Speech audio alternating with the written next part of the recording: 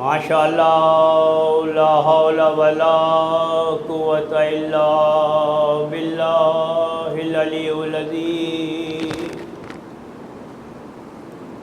حسبنا اللہ نعم الوکیل نعم المولا و نعم النصیر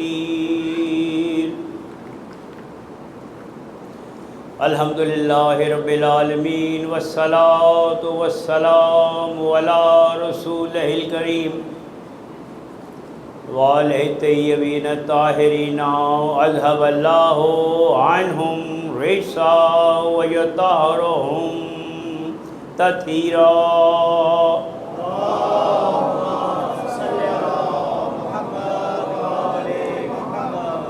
بسم اللہ الرحمن الرحیم انا علینا للہدی وَإِنَّا لَنَا وَالْآخِرَةِ وَالْأُولَى بلندر صلوات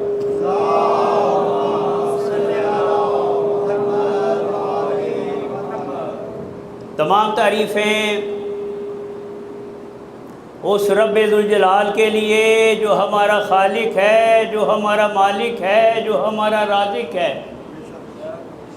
پاک ہے وہ ذات جو قدیم عظیم سلطنت کا مالک ہے، پاک ہے وہ ذات جس نے حسن و جمال کا لباس پہن رکھا ہے، پاک ہے وہ ذات جو چیوٹی کے نشانے قدم تک کو بھی دیکھتا ہے اور فضاؤں میں پرندوں کی اونچی اڑان کو بھی دیکھتا ہے۔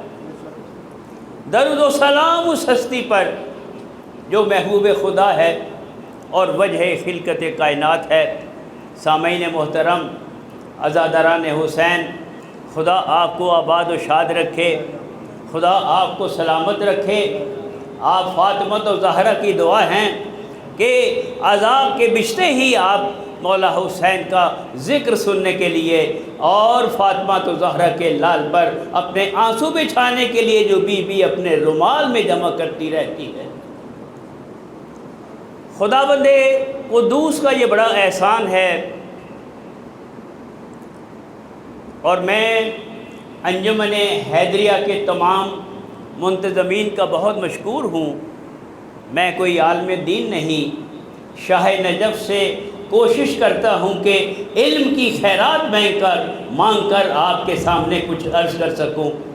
تو اللہ کا بڑا احسان ہے کہ میں 8واں محرم اس امام بارگاہ میں آپ کے سامنے ماشاءاللہ، جو بچے چھوٹے تھے اب 8 سال میں تو وہ ماشاءاللہ، اور باقی سارے مومنین بھی مجھے جانتے بھی ہیں، اور اللہ اس کا اجر عطا فرمائے۔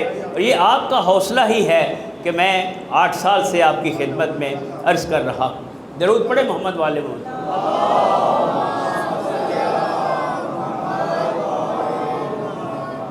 میں نے آپ کی خدمت میں سورہ واللیل کی آیہ مبارکہ نمبر 12 اور 13 کی تلاوت کا شرف حاصل کیا۔ ارشاد پروردگار ہو رہا ہے، انا علینا للہدی، بے شک ہدایت کی ذمہ داری اللہ کے ذمہ ہے۔ یقیناً ہدایت فراہم کرنا اللہ کی ذمہ داری ہے، اور دنیا اور آخرت کا اختیار بھی اسی کے پاس ہے، کیونکہ وہی اس کائنات کا بادشاہ ہے اور اسی نے اس دو جہاں کو پیدا کیا۔ تو انشاءاللہ پورا محرم میں 9 تاریخ تک ہادی اور ہدایت کے موضوع پر انشاءاللہ آپ سے اپنی معذورات پیش کروں گا۔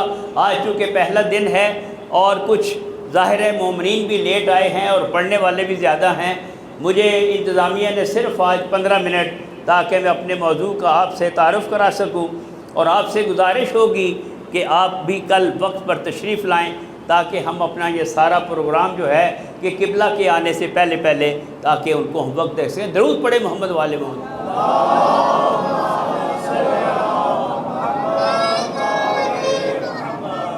اللہ اپنی ذمہ داری کو پہلے بیان کر رہا ہے کہ میں چونکہ خالق ہوں تو ہدایت کی ذمہ داری اللہ کے ذمہ ہے، ہدایت فراہم کرنا اس کی ذمہ داری ہے، لیکن ہدایت ہمیں کیسے ملے گی؟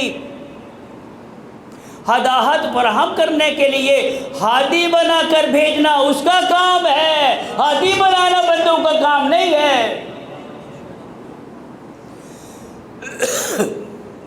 جب کوئی بشر نہ تھا تو اس نے ابل بشر کو اپنا پہلا ہادی بنایا،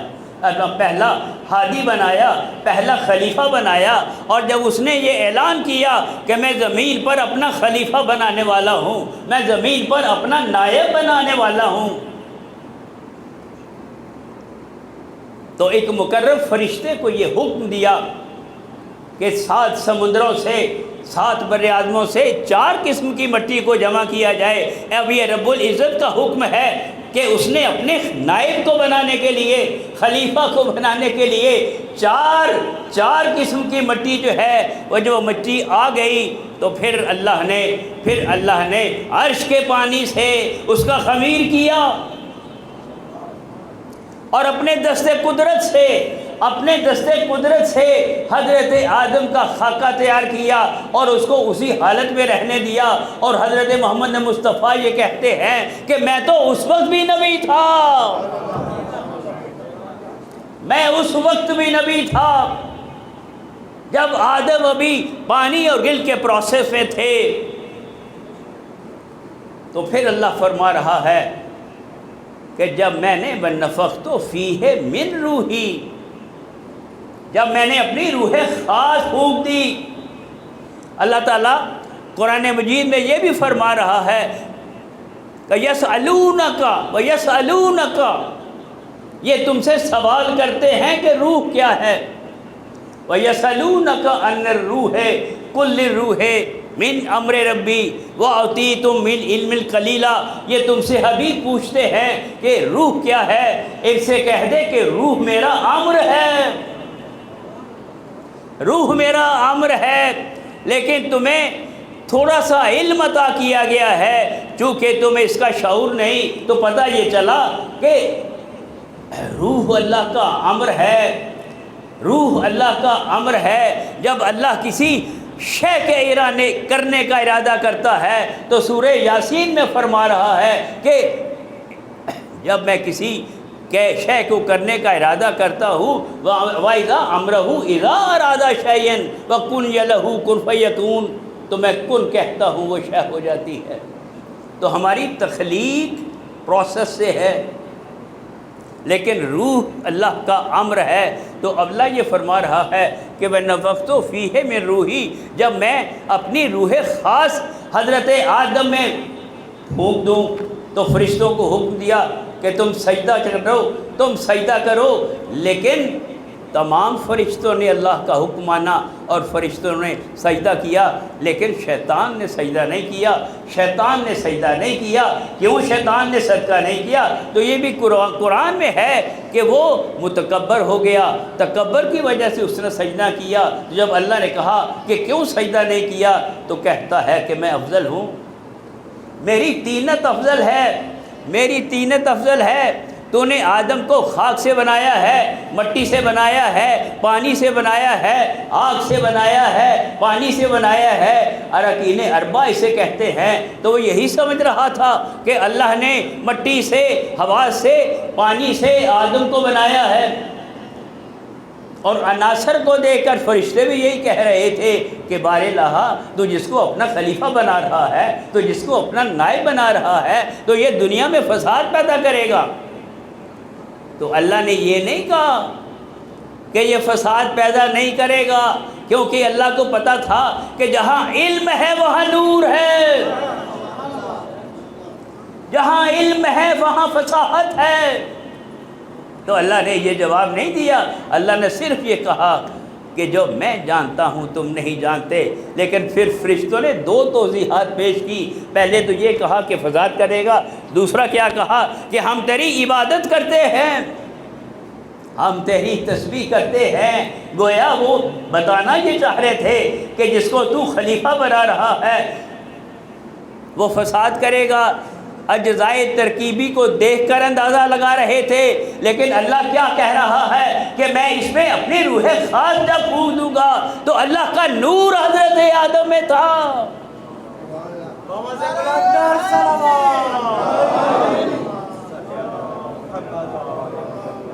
وہ عبادت کا سجدہ نہیں تھا، وہ تعظیم کا سجدہ تھا۔ اور حضرت امام باقر علیہ السلام یہ فرماتے ہیں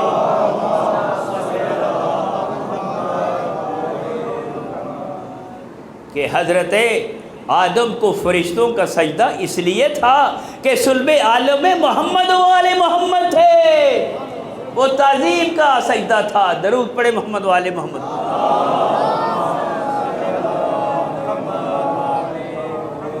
یہ مجالس ہماری باعث بننا چاہیے کہ ہمارے نوجوان بچے اور جو بھی ان مجالس میں آ رہے ہیں، ہم ان کی فکری سطح کو بلند کریں اور محمد والے محمد کی تعلیمات ان کے جو ہے وہ گوش گزار کریں، تاکہ ان کے کردار میں بھی پختگی آئے اور ان کے علم میں بھی اضافہ آئے۔ تو جب اس نے حضرت آدم کو پہلا خلیفہ بنایا، وہ پہلا اللہ کا خلیفہ تھا۔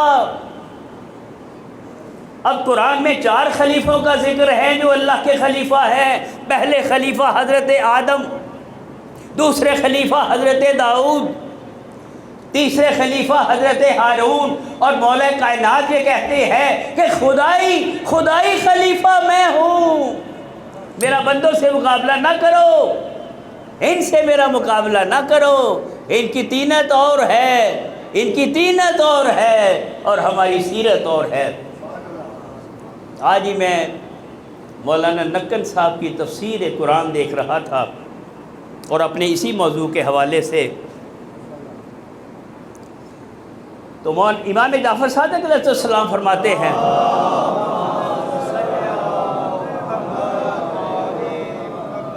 کہ خلیفہ کون ہے؟ تو مولا فرماتے ہیں کہ خلیفہ وہ مقام ہے کہ دنیا میں وہ حجت خدا ہے۔ خلیفہ دنیا میں حجت خدا ہے۔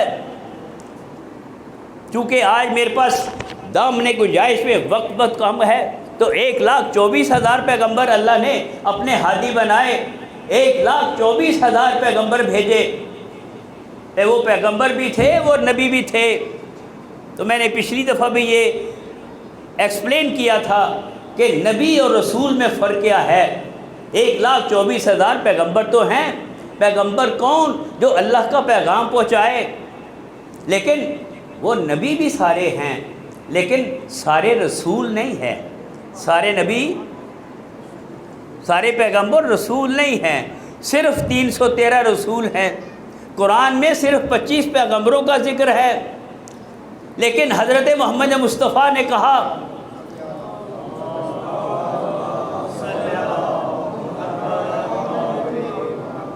اور ابو ذر غفاری سے کہا کہ مجھ سے پہلے 1,23,999 نبی ہیں۔ قرآن میں 25 کا ذکر ہے، 313 کا کہیں ذکر بھی نہیں ہے۔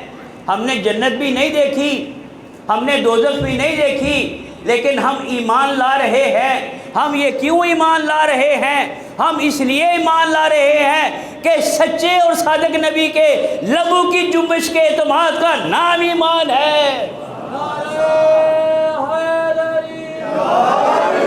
اس نبی نے کہا کہ 1,24,000 پیغمبر ہیں تو ہیں، جنت ہے تو ہے، دوزخ ہے تو ہے، ہم ایمان لا رہے ہیں۔ تو اسی نبی نے غدیر کے مقام پر علی کو اٹھا کر، علی کو دکھا کر کہا کہ من کنت مولا فہذا علی مولا۔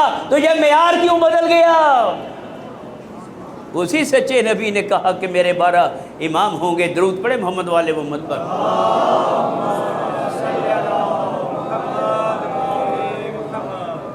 ہادی ہدایت کرے گا۔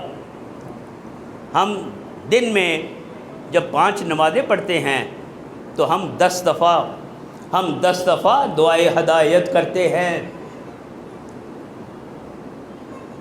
دعا کا تعلق مستقبل سے ہے، ماضی اور حال سے نہیں ہے۔ اب چونکہ تفصیل کا وقت نہیں ہے، سورہ الحمد میں 7 صورتیں ہیں تو ہم دن میں 10 دفعہ پڑھتے ہیں اہدنا الصراط المستقیم، اہدنا الصراط المستقیم۔ میں نے آج 15 قرآنوں کا ترجمہ پڑھا ہے، 15 تفسیروں کا ترجمہ پڑھا ہے، 14 نے یہی کہا ہے کہ ہمیں صراط مستقیم دکھا، ہمیں صراط مستقیم دکھا۔ اور ایک ترجمہ میں نے یہ پڑھا ہے کہ ہمیں صراط مستقیم پر قائم رکھ، کیونکہ جو ہدایت لے رہا ہے، جس کو ہدایت کی توفیق مل گئی ہے، آج اگر ہدایت پر ہے تو ممکن ہے کل ہدایت پر نہ ہو۔ اس لیے ہدایت کا تعلق، اب کون کہہ رہا ہے کہ ہمیں صراط مستقیم پر قائم رکھ؟ جنہوں نے ان کا راستہ پکڑ لیا ہے، جن کے بارے میں رسول نے خدا کہ یا علی یہ صراط مستقیم ہے، تو ہم نے ان کا راستہ پکڑ لیا ہے جو صراط مستقیم ہے۔ درود پڑھے محمد والے محمد۔